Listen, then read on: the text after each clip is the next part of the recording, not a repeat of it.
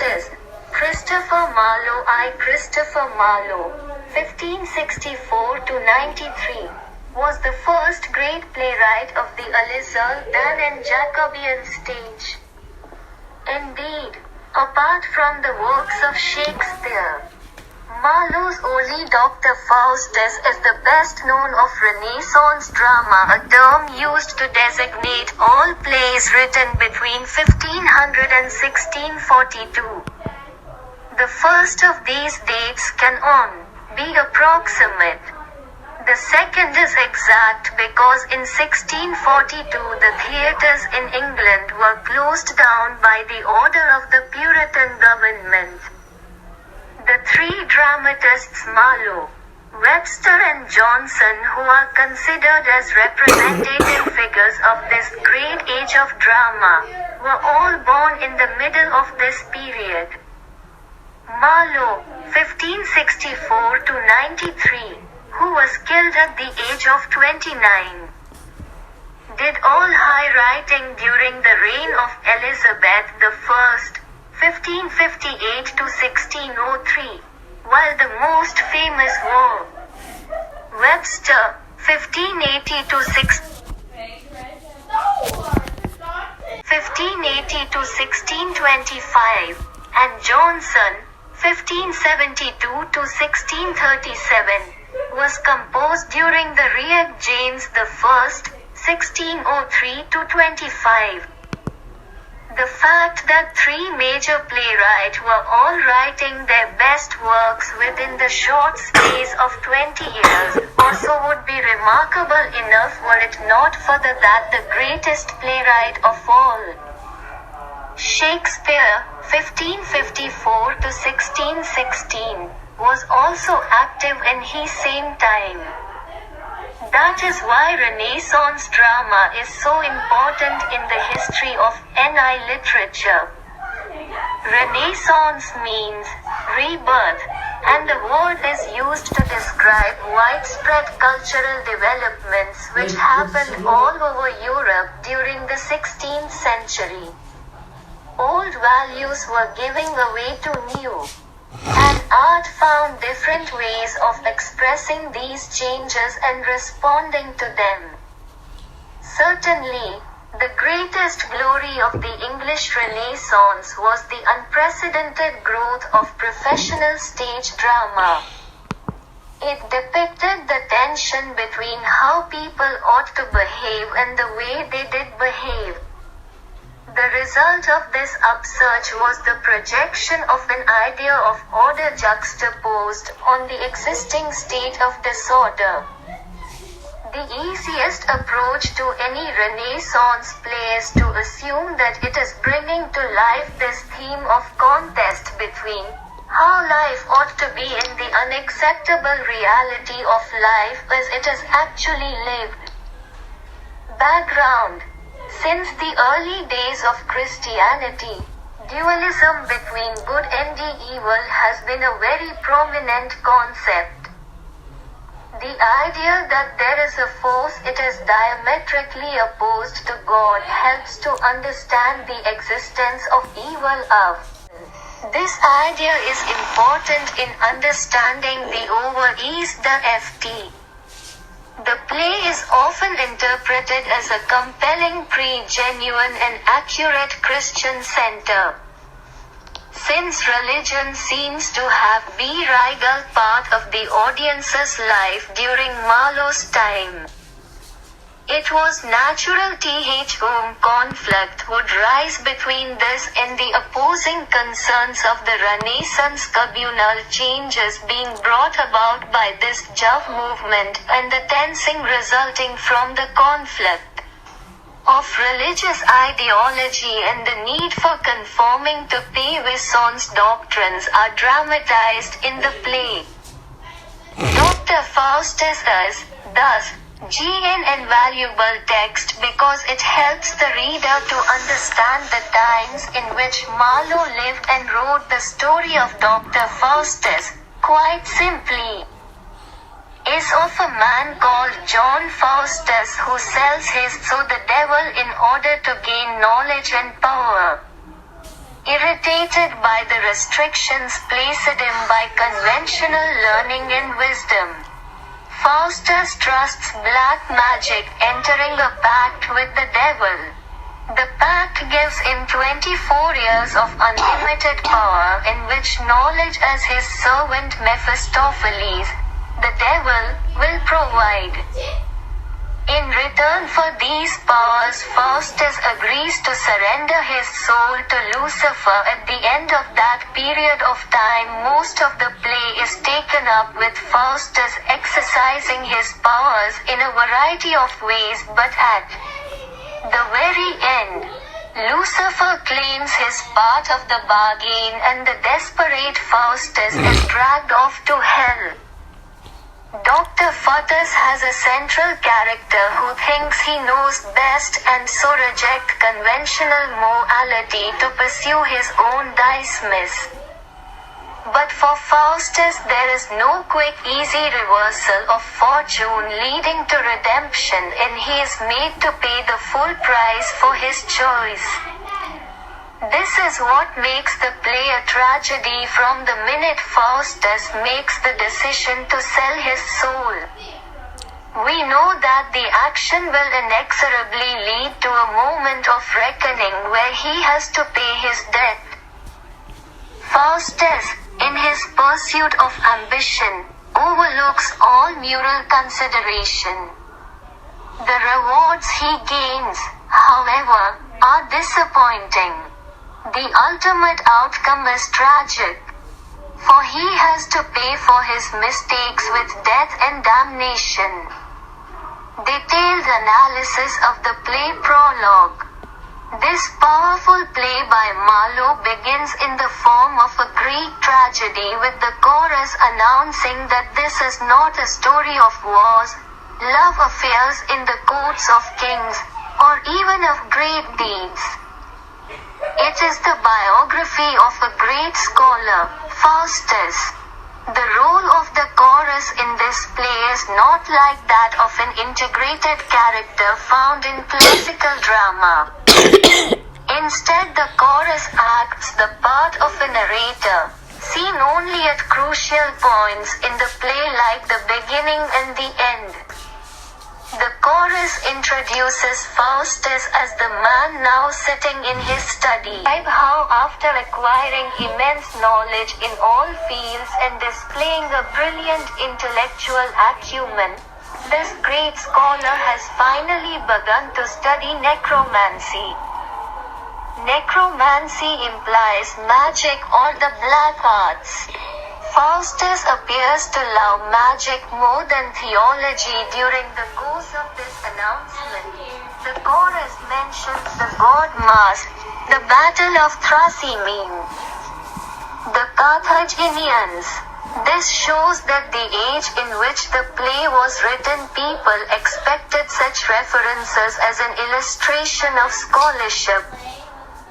Then there is the allusion to the story of Lyrus, which serves as a warning about the way in which the play will reveal a similar fate for Faustus.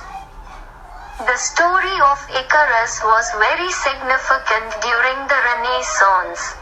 He was the person who escaped from an island tower with the help of artificial wings designed by his father Daedalus. But in his exuberance at gaining freedom, he ignored his father's warning not to fly too close to the sun. Icarus came to grief because the wax binding the wings, which his father had made, began to melt and he fell to his destruction. The story has been used repeatedly to symbolize hubris, or excessive pride, and the danger of going too far beyond the limits possible for a man. The use of the Icarus myth is a clear indication that constraints faced by human beings is a central concern of the play, making Dr. Faustus conform to beliefs of both classical and pagan worldviews. Act 1 Scene I. The scene opens to show Faustus sitting alone in his study.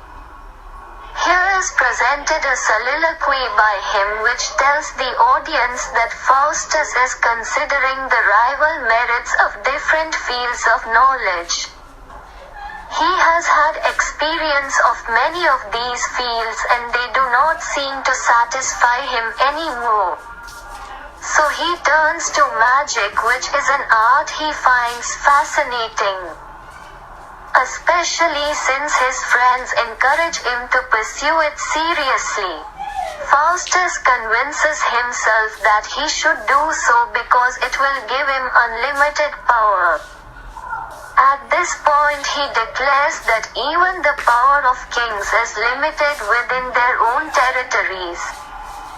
But if he pursues the knowledge and power of magic, he can easily become invincible, all-powerful.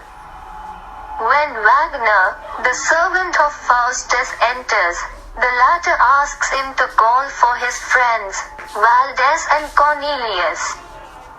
Wagner goes out to execute his master's bidding, since these are the fools who have told him to practice necromancy.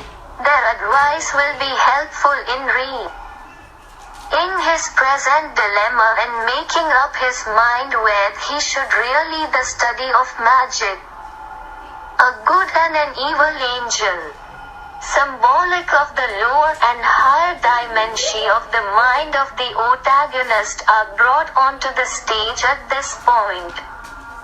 The G30 enters Faustus to put the evil book of magic away. Contrary to this unwelcome advice, the evil angel tells Faustus to seriously study magic, which will lead him to acquiring the greatest power on earth. Faustus is more inclined to listen to the evil angel because he has realized that only magic is a subject vast enough for his mind and has the immense potential to satisfy his craving for knowledge. The two friends of Faustus support this decision and are even overjoyed by his choice of magic. Valdez tries to help him by suggesting some books, while Cornelius comes forward with suggestions about the method he should pursue. Act 1 Scene E.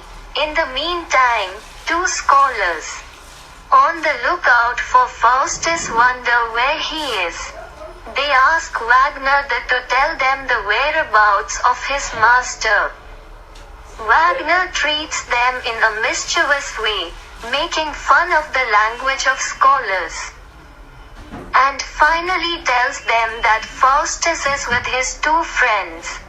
The scholars are horrified, because Valdez and Cornelius are well known to be necromancers.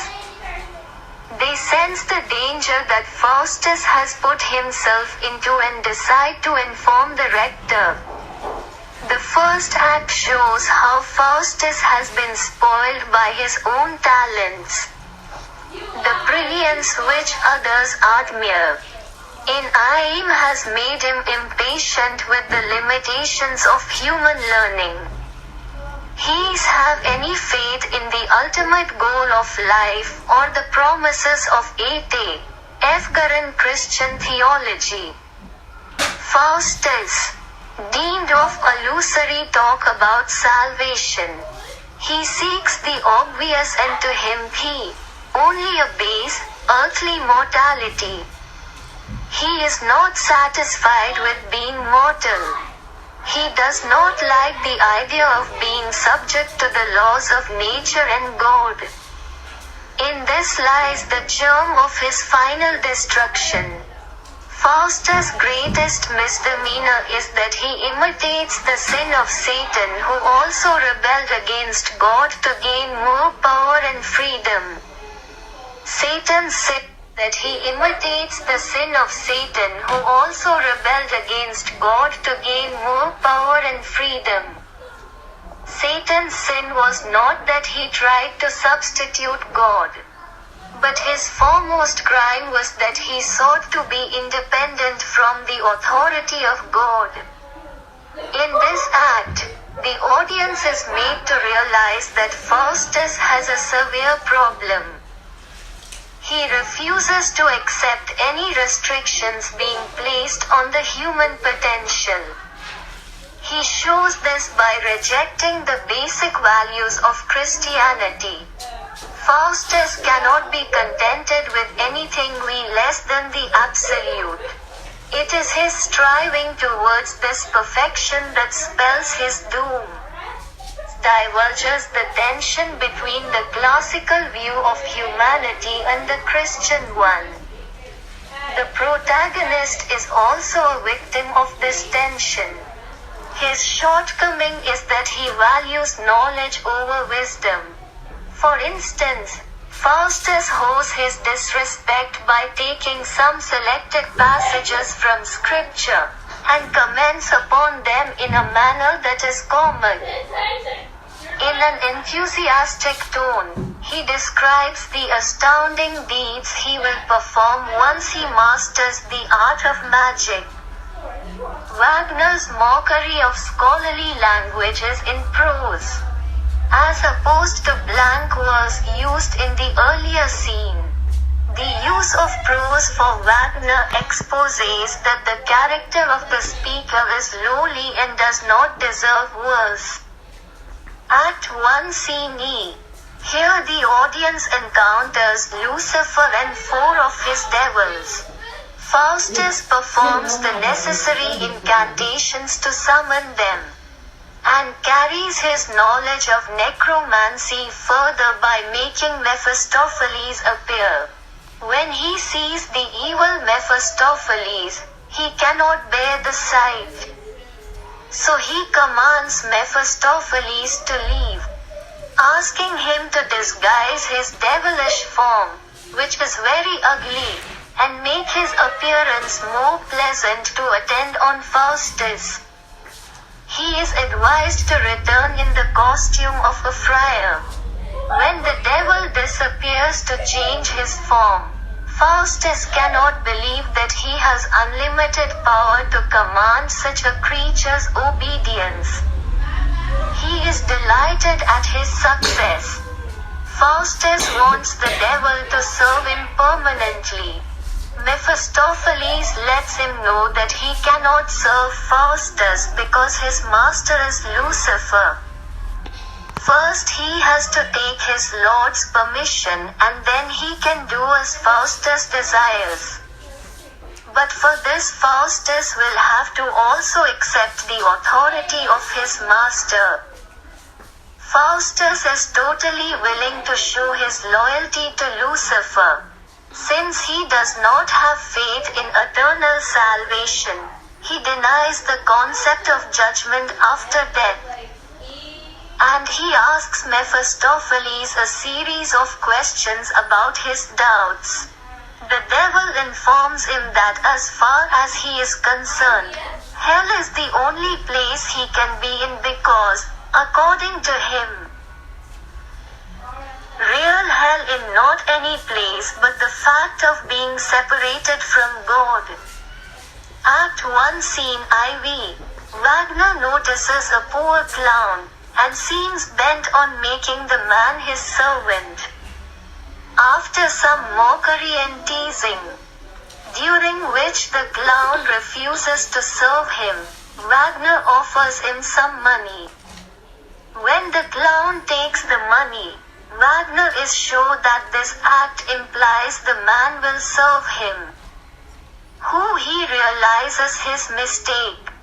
Wagner summons 2 devils, Belial and Belcher, in order to force the man to do his bidding. The terrified clown agrees to serve Wagner.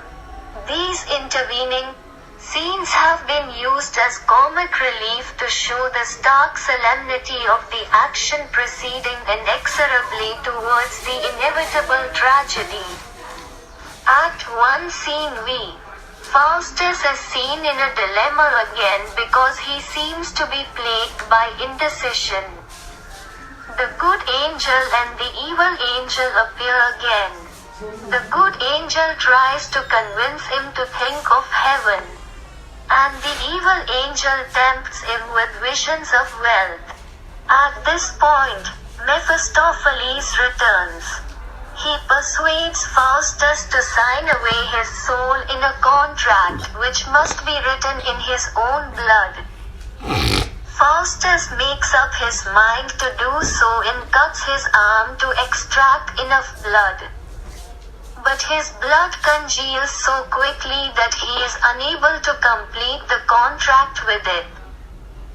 Mephistopheles disappears again in order to fetch a fire which will liquefy the blood.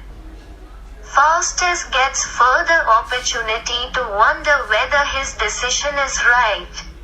If this is a sign that he is making a mistake and that his blood is trying to stop him. But the devil returns, and Faustus is forced to sign away his soul. Now Mephistopheles is his slave.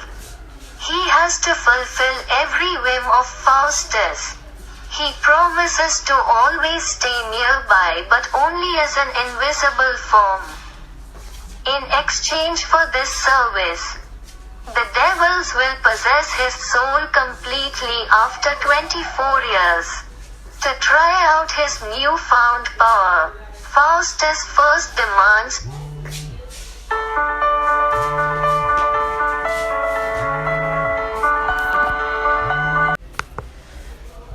Mephistopheles obeys and brings him a devil dressed as a woman. Mephistopheles does not think asking for a wife is a good idea. Instead, he convinces Faustus that he will bring him many different women, one for every moment of desire rather than bring him one wife. The whole experience goes beyond the comprehension of Faustus, who seems unable to understand the powerful forces which hold him in sway. But he is still eager for knowledge and asks many questions of Mephistopheles about hell. In spite of a detailed account, he does not understand that hell is principally a condition affecting the spirit. He yearns for more and more information on astrology and botany. It is sad that such a brilliant person cannot grasp the spiritual truth of what hell is. Act 2 Scene I. This scene replicates the first scene of Act 1 where Faustus was in his study. This time he is with Mephistopheles. His mood is regretful, so he curses the devil for depriving him of heaven. Mephistopheles uses some very petty logic in order to convince Faustus that heaven is inferior to man. The good and evil angel enter the stage at this point so that they can repeat their old suggestions. The good angel tells him there is still time to be penitent. And the evil angel tells him that he is past redemption now and even God cannot pity him. Faustus despairs, but when he speaks, it is with total conviction that he cannot repent. The desolation of this realization would have driven him to suicide, if it were not for the gratification of the senses he had been given continuously. Faustus in his confusion continues asking Mephistopheles a series of questions about the structure of the heavens. In the course of their conversation, when Faustus speaks of God, the devil flees. The good angel and evil angel arrive, repeating their advice about atonement.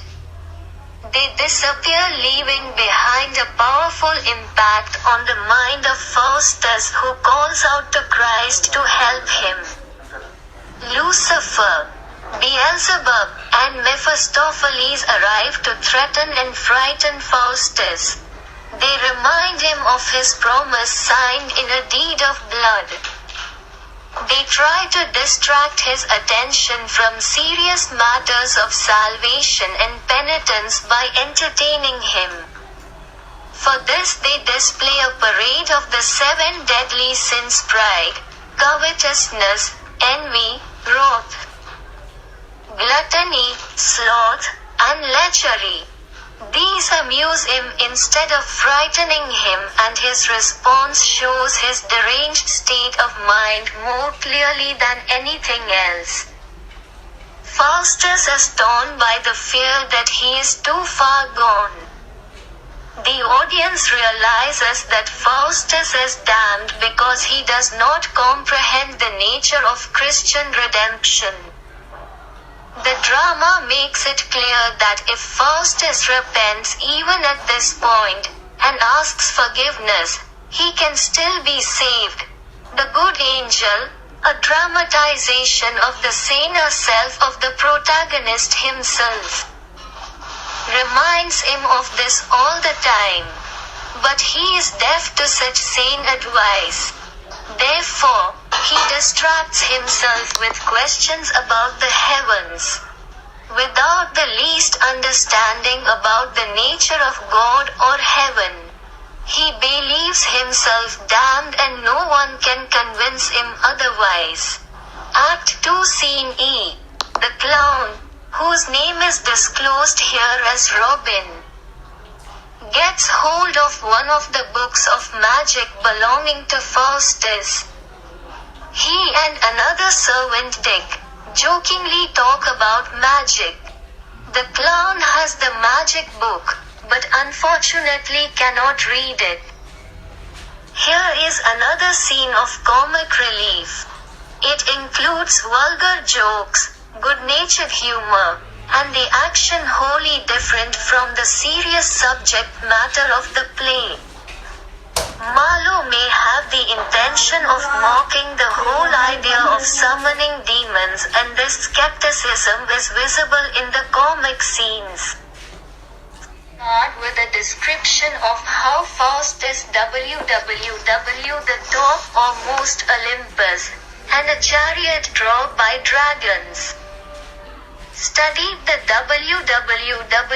collect the motion of Mount Olympus is significant answering place of the gods in Greek myth. Faustus reaches Pus and Mephistopheles set out to go to Rome. Arrive in Rome. They have come to your memory to undermine the authority of the Pope. They wait the Pope-Pate chamber to torture the Pope and his subordinates. The Pope enters with Bio, King of Hungary. And Bruxaman in Swix Hours decides to bring back Bruno's freedom by putting the cardinals to stop envying the cardinals. They pretend to perform the task according to the order of the Pope.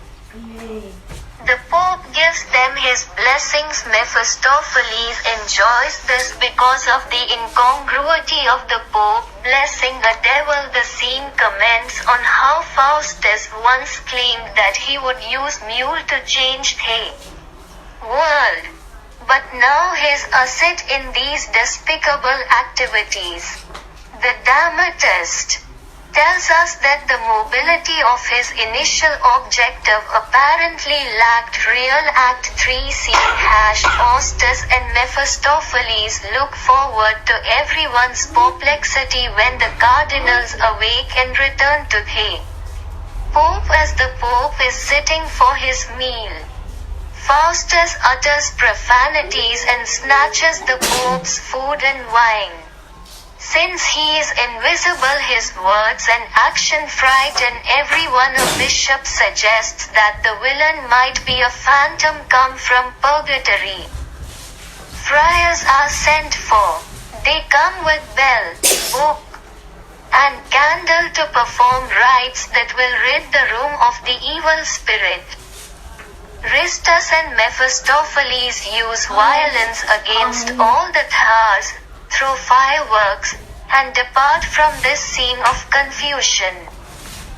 Act 3 Scene 5 Robin, the clown, is now working as an ostler. Along with his friend Reed, he steals a silver cup from a vintner. To avoid punishment, Robin tries magic. He summons Mephistopheles to deal with anyone who does not listen to him. Mephistopheles is furious at having been sent for all the way from Constantinople to perform such silly tricks. Act 4. The chorus returns to tell us that Faustus has come back home. Now his vast knowledge of astronomy and his exceptional abilities earn him wide renown. He becomes a favorite of Emperor Charles V, and his exploits in that court will presently be revealed. Act 4 Scene I. Martino and Frederick, two nobles at the court of the German emperor, discuss the recent events. Bruno, the emperor's candidate to become the pope, is back. He has told them how he rode home on a demon's back. They are excited because Faustus, the conjurer, is about to perform his magic for the pleasure of the court. They try to awaken their sleeping friend, Benvolio, to come see the display, but he refuses to stir himself. He says he will be happy to watch everything from the window. Act 4 Scene E. Charles, the German Emperor, Bruno, Saxony, Faustus, Mephistopheles, Frederick, Martino, and some attendants are all present in the court. Benvolio is standing at the window. The emperor welcomes Faustus and thanks him for saving Bruno. Faustus is flattered by the attentions of the emperor. To show his gratitude, he promises to perform wonders. Benvolio voices his disbelief, and immediately Faustus turns his magic powers against this man, at which Benvolio feels insulted and plots revenge. Act 4 Scene E. Martino tries to stop Benvolio from making any move against Faustus. Benvolio does not pay any heed to this and cuts off Faustus' head. But Faustus is invincible for 24 years, so his does not die. Act 4 Scene IV. Benvolio, Martino, and Frederick decide that attacking Faustus is futile, but no one at court is shocked or disgusted by Faustus' connections with the devil. He can punish his enemies at will. Benvolio, Martino, and Frederick find each other in the woods. They all have grown horns on their heads, so they withdraw to Benvolio's castle and live hidden from the world until the horns go away. They decide that if the horns remain, they will stay at the castle forever. Act 4 Scene V.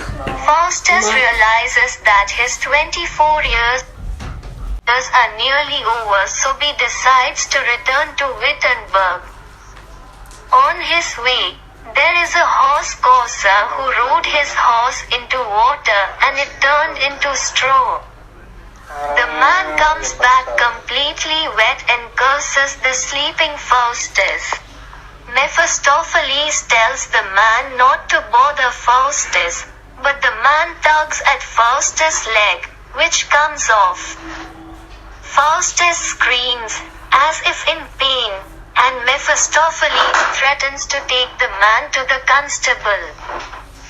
The boy promises to give $40 if they let him go, and Mephistopheles tells him to go away. 43. After the man leaves, Faustus seems to be fine. He regains his leg and seems to have been playing a few tricks to defraud the boy out of money. And Act 4 Scene V. The clown, Robin, Dick, the horse courser, and a carter meet. They talk about Faustus. They think Faustus has lost his leg, and so they need not be frightened of him anymore. They decide to drink some more before going to Faustus' UVF Act 4 Scene V. The Duke of Winholt and his Duchess meet Faustus and Mephistopheles. The Duke thanks Faustus for his magical treat of conjuring up the sight of a castle in the air. When Faustus asks the Duchess what she wants, she desires ripe grapes, which are impossible to find in January. But noting is impossible for Faustus, who sends Mephistopheles to fetch the grapes. SFI The magic powers of Faustus become more wretched as the play progresses, such as cheating peasants out of money or getting grapes for the Duchess. Once Faustus has acquired unlimited power, he has no definite goal towards which he can direct it. He has no motivation to grow as a human being, and he seems too indolent to look beyond his lifetime. Act 5 Scene I. Thunder and lightning are heard, and Wagner tells the audience that he thinks Faustus is preparing for his death. He has made his will, leaving everything to Wagner. But even as death comes close, Faustus spends his days in senseless activity like feasting and drinking with the other students. Faustus also seems ready to repent, but Mephistopheles threatens him with physical violence. To fulfill his last desire, Faustus asks Mephistopheles to bring Helen of Troy to him, and Mephistopheles readily agrees. But this is only an illusion. He fails to realize that his poetic praise is nothing but fantasy. Helen of Troy is not actually present beside him, and Faustus makes love only to a dream. An old man comes to caution Faustus about the suffering awaiting him and entreats him to ask God for forgiveness. Faustus tries, but to no avail. He has no way of reverting what has been happening for the past 24 years. Faustus is lost. The devils enter to torture him, but he is completely shaken. They cannot harm him further because he has already given them his soul, and he faces them without fear. Act 5 Scene E. Thunder is heard again. The devils come in: Lucifer, Beelzebub, and Mephistopheles. The time has arrived when Faustus has to give up his soul. These unholy spirits seem to look forward to it. Wagner expresses his gratitude for the liberal will. The three scholars come to visit Faustus. They notice that Faustus looks ill. When they suggest calling a doctor, Faustus says no one can save him now. He tells them he is damned forever. That same night, he will have to give up his soul. The scholars advise him to repent, but Faustus thinks it is too late. He regrets having ever seen a book on necromancy. The devils are ever present around Faustus, but the scholars and Wagner do not sense their presence. Faustus tells them that he cannot even lift up his arms to hail God, because the moment he attempts this, the devils push his arms down. The good and evil angels arrive. The good angel expresses grief that Faustus has now lost the eternal joys of heaven. The gates of hell open. The evil angel derides Faustus, describing and showing him the horrible tortures awaiting him there. Faustus is terrified, but the evil angel reminds him excitedly that soon he will experience all this torture. The clock strikes midnight. The time has come for Faustus to surrender his soul. He cries aloud, hoping that his soul will dissolve into the air, or mingle with drops of water, so that the devils cannot find it. But the devils cannot be cheated in this manner, and they enter purposefully. Now Faustus begs God and the devil for mercy, but no one hears him. The devils drag him away. Act 5 Scene E. The three bewildered scholars come on stage and describe how much disturbed they were by the terrible noise they heard after midnight. They are shocked to find Faustus' body torn to pieces. In the epilogue, the chorus warns the audience to remember the fall of Faustus and the lesson it teaches everyone who tries to go beyond the limitations of human potential.